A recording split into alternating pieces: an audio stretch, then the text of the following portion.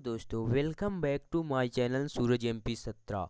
स्वागत है आप लोगों का आज की इस वीडियो में। आज की इस वीडियो में हम जानने वाले हैं कक्षा 12 केमिस्ट्री का चैप्टर 1 के इम्पोर्टेंट ऑब्जेक्टिव क्वेश्चन। जो हमारा चैप्टर 1 है उसमें बोर्ड एग्जाम में 4 नंबर के ऑब्जेक्टिव क्वेश्चन पूछे जाने हैं। इसके अलावा कुछ भी नहीं पूछा जाना है। ब्लूप्रिंट में साफ साफ दिया गया है कि चैप्टर 1 से केवल ऑब्जेक्टिव क्वेश्चन पूछे जाएंगे, वो भी 4 ऑब्जेक्टिव पूछे जाएंगे। इसलिए आप लोगों को चैप्टर 1 के ऑब्जेक्टिवों को अच्छे से तैयार करना होगा। ये जो ऑब्जेक्टिव हमारे द्वारा दिए जा रहे हैं वो बोर्ड परीक्षा की दृष्टि से महत्वपूर्ण है। बोर्ड परीक्षा के साथ साथ अर्धवार्षिक परीक्षा में पूछे जाने की संभावना बहुत ज़्यादा है, क्योंकि यही ऑब्जेक्टिव बार बार पूछे जाते हैं। ये most important and repeated objective हैं, बार बार पूछे जाने वाले ऑब्जेक्टिव हैं। तो इसलिए आप लोग वीडियो में अंत तक बने रहें, नहीं तो आप लोगों को पछताना पड़ सकता है। अगर आप लोगों ने अभी तक हमारे चैनल को सब्सक्राइब नहीं किया है तो जल्दी से सब्सक्राइब कर लीजिए, और वीडियो को लाइक नहीं किया तो कर दीजिए। फिर चलते हैं हम वीडियो में। फिर हमारा यहाँ पर पहला क्वेश्चन दिया गया है। हमारा पहला क्वेश्चन है, आप लोगों को वीडियो में अंत तक ज़रूर बने रहना है। हमारा जो पहला क्वेश्चन है, क्रिस्टलीय ठोस के अवयवी कणों की व्यवस्था किस प्रकार की होती है। जो हमारे क्रिस्टलीय ठोस होते हैं उनमें जो व्यवस्था होती है कणों की, वो नियमित व क्रमिक रूप से दीर्घपरासी होती है। वो मतलब बहुत दूरी तक एक समान रूप से चलती रहती है। अक्रिस्टलीय ठोस की तरह इसमें नहीं होता। फिर है हमारा ग्रेफाइट किस प्रकार का ठोस है। जो हमारा ग्रेफाइट होता है वो क्रिस्टलीय ठोस है, क्योंकि उसमें जो उसके कण होते हैं अवयवी वाले, वो नियमित व क्रमिक व्यवस्था रखते हैं। फिर है हमारा, ठोसों में कणों के बीच किस प्रकार का संकुलन होता है। ठोसों में कणों के बीच किस प्रकार का संकुलन होता है, तो हो जाएगा निबिड़ संकुलन। फिर है, जिंक सल्फाइड किस प्रकार का ठोस है। जो हमारा जिंक सल्फाइड है वो है आयनिक ठोस है। इसके अलावा NaCl, MgO, CaF2 ये सब भी आयनिक ठोस हैं। तो आप लोगों को इन्हें अच्छे से तैयार कर लेना है। अगर आप लोगों को एक बार में ऑब्जेक्टिव ये वाले नहीं याद हो रहे हैं तो आप लोग वीडियो को 2 या 3 बार देखिए, आपको अच्छे से ऑब्जेक्टिव क्लियर हो जाएंगे। आपको इस चैप्टर से 4 नंबर के ऑब्जेक्टिव पूछे जाने हैं, इसलिए आप लोगों को इसे अच्छे से तैयार कर लेना है सभी को, क्योंकि इसी में से आने की ऑब्जेक्टिव की संभावना बहुत ज़्यादा है, 90% चांसेस हैं। फिर है हमारा, सरल घनीय इकाई सेल में परमाणु की संख्या कितनी होती है। जो हमारे सरल घनी मतलब सिंपल क्यूबिक सेल होती है, उसमें हमारे एक होते हैं परमाणु की संख्या, क्योंकि उसकी संरचना कुछ ऐसी होती है। और प्रत्येक के कोने में रहते हैं जिसका 1/8 भाग लिया जाता है। तो 8 कोने रहते हैं, 1/8 भाग लिया जाता है, इसलिए 1/8 इंटू 8 तो 1 आ जाता है। तो इसमें एक रहते हैं इकाई सेल में परमाणु की संख्या। फिर है हमारा BCC व FCC में क्रमशः परमाणुओं की संख्या होती है। जो हमारा BCC body centered unit cell होता है उसमें 2 होती है, और फेस सेंटर्ड यूनिट सेल यानी FCC में 4 होती है। फिर है हमारा, SCC, FCC तथा BCC के परमाणुओं की त्रिज्या कितनी होती है। जो हमारे सिंपल क्यूबिक सेल और फेस सेंटर्ड यूनिट सेल और बॉडी सेंटर्ड यूनिट सेल होते हैं, उनकी परमाणुओं की त्रिज्या का सूत्र नीचे दिया गया है। इसका होता है ये, इसका होता है ये, इसका होता है ये। जो सिंपल क्यूबिक सेल का होता है R बराबर A/2, FCC face centered unit cell का होता है A/2√2, और BCC body centered unit cell का होता है √3/4 इंटू A। फिर हमारा अगला है SCC।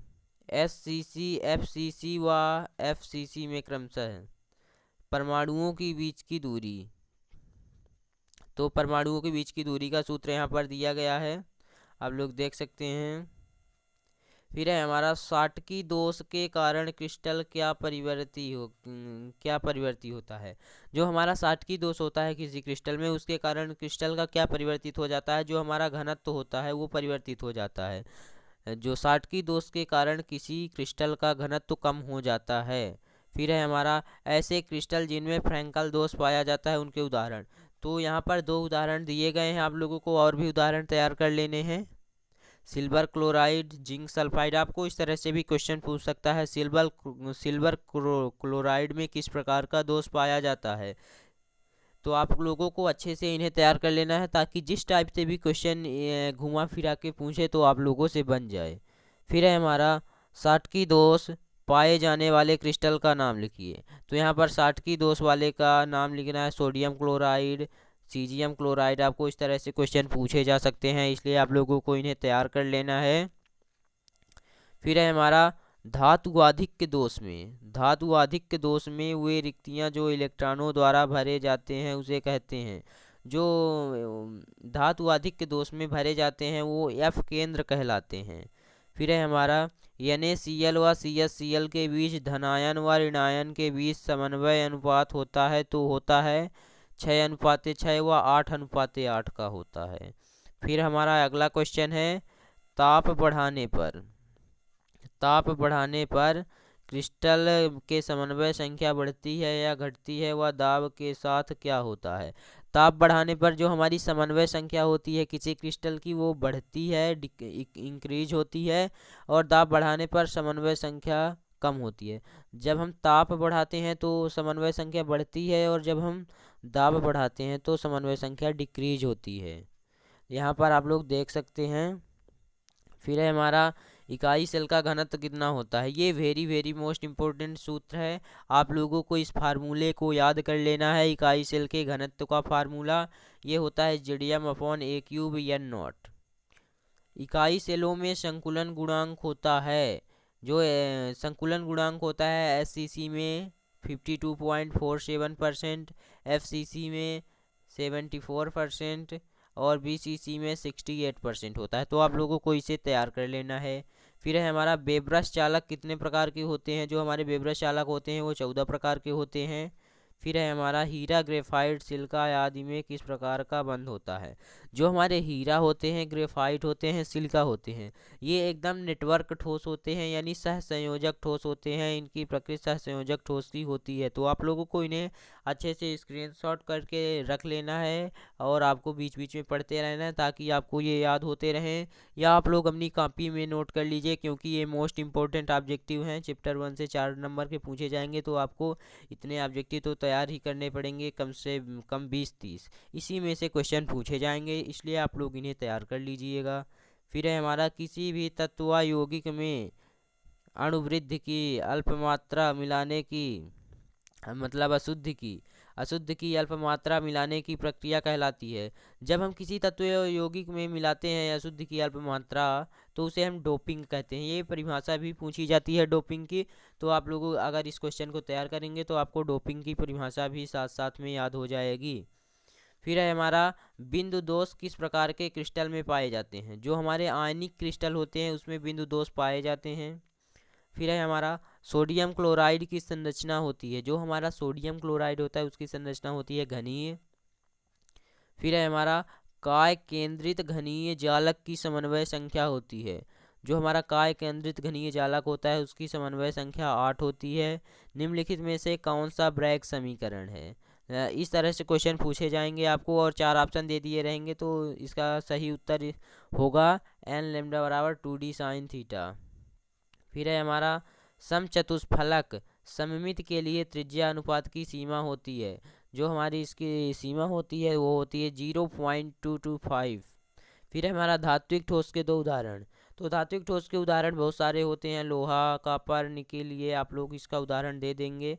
फिर ये है हमारा अगला SiC किस प्रकार का ठोस है। ये त्रैमासिक परीक्षा में भी पूछा जा चुका है, मासिक टेस्ट में भी पूछा जा चुका है, तो आप लोग इसे अच्छे से तैयार कर लीजिएगा। SiC हमारा एक सहसंयोजक ठोस है। अतिचालक का एक उदाहरण दीजिए। अतिचालक के ये उदाहरण दिए गए हैं, आप लोग देख सकते हैं। फिर है हमारा अतिचालकता की खोज किसने की। अतिचालकता की खोज किसने की। जो तो हमारी अतिचालकता की खोज की थी केवरलिंग ओन्स ने 1913 में। अतिचालकता की खोज 1913 में की गई थी।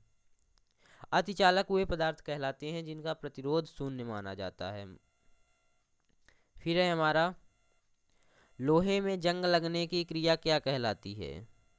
ये शायद अगले चैप्टर के हैं। तो आप लोगों को अगले चैप्टर के अगली वीडियो में दिए जाएंगे लोहे में जंग लगने की क्रिया, ये हमारी संचारण कहलाती है। अगर आप लोगों को वीडियो अच्छी लगी हो तो वीडियो को लाइक, चैनल को सब्सक्राइब जरूर कीजिएगा, क्योंकि ऐसी ही वीडियो हम लाते रहेंगे ताकि आपके पास नोटिफिकेशन पहुंच सके। इसलिए आप लोग चैनल को सब्सक्राइब कर लीजिए और वीडियो को लाइक भी कर दीजिए। इसलिए आप वीडियो को लाइक भी कर दीजिए। अगर आप लोगों को इसकी अगले चैप्टर की वीडियो चाहिए तो आप लोग कमेंट में लिख सकते हैं। तो वीडियो देखने के लिए धन्यवाद।